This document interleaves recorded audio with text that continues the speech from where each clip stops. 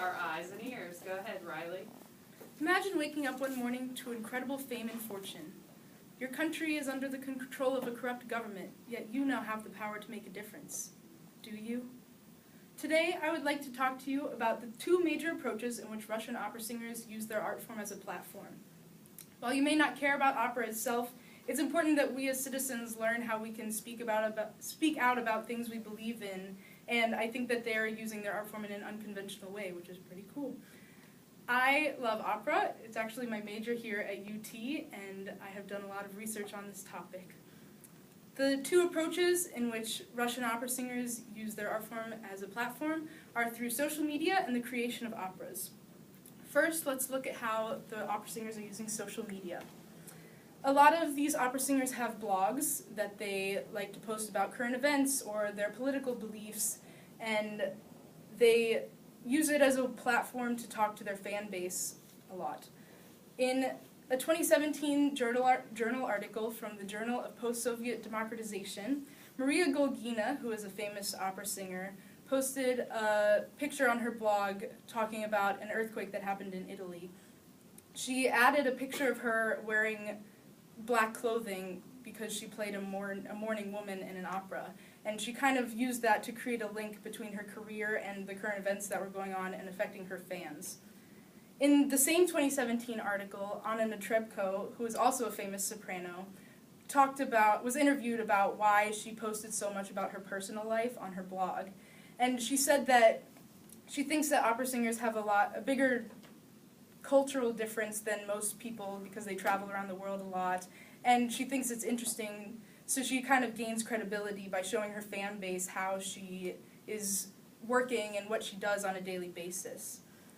This use of social media isn't just happening in Russia, it's actually spreading to a lot of opera houses around the world.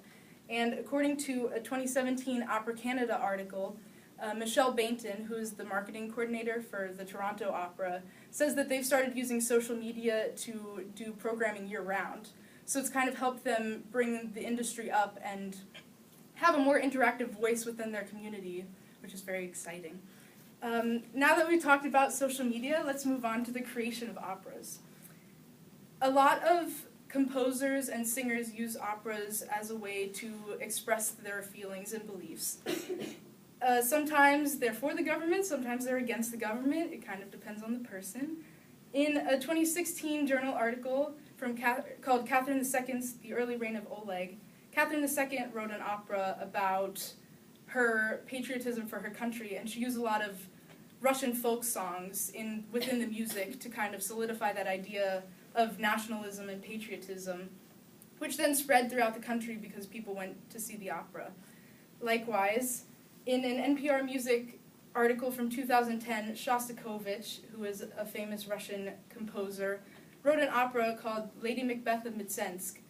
In 1936, when it was first shown, a bunch of Soviet officials came to watch it, and they left before the second act started. There are 4 acts. They were so offended by what he was saying that they could not bear to sit there any longer.